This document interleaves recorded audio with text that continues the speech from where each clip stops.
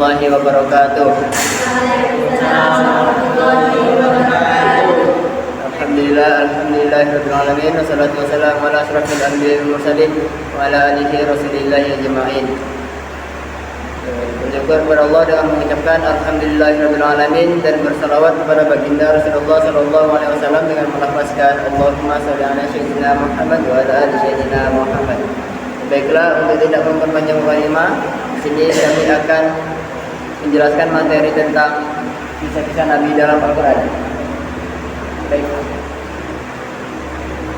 Baiklah, pertama saya akan menjelaskan mengenai pengertian kisah-kisah dalam kisah berasal dari kata al-qasdu yang berarti mencari atau mengikuti jejak. Dikatakan kasdu secara artinya saya mengikuti atau mencari jejaknya. Kata al-qasd adalah bentuk masdar kalimat al-qasdu atau al-qisdu searti dengan kata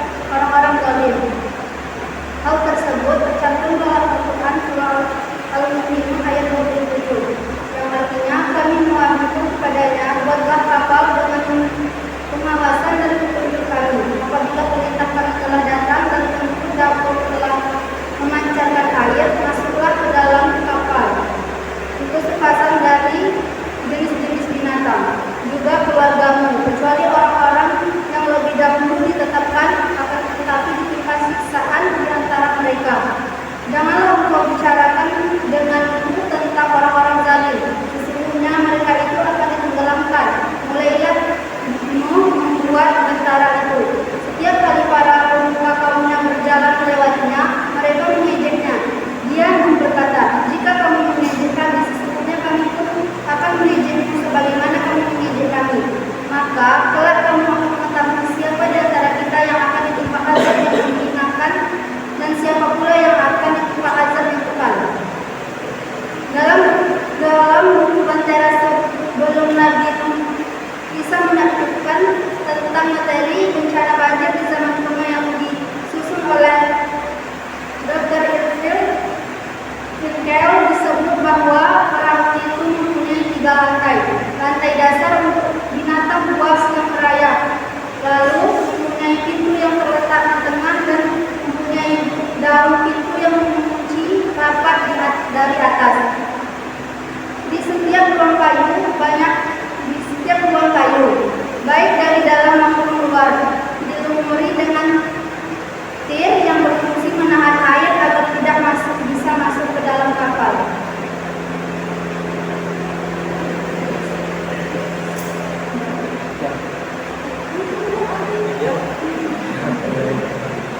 Selanjutnya saya akan membacakan kisah Nabi Sulaiman alaihissalam. Nabi Sulaiman merupakan putra dari Nabi Daud sehingga dia mewarisi kekuasaan sekaligus kenabian dari sang ayah. Selain itu, Nabi Sulaiman juga dipandang sebagai nabi terbesar setelah Nabi Musa dan Nabi Daud. Selain berbicara dengan semut, Nabi Sulaiman juga dapat berkomunikasi dengan burung. Hal ini dilakukannya ketika sang ayah wafat. Nabi Sulaiman memanggil para burung untuk melindungi orang-orang yang mengantarkan jenazah Nabi Daud dari panasnya cahaya matahari. Dalam Quran surah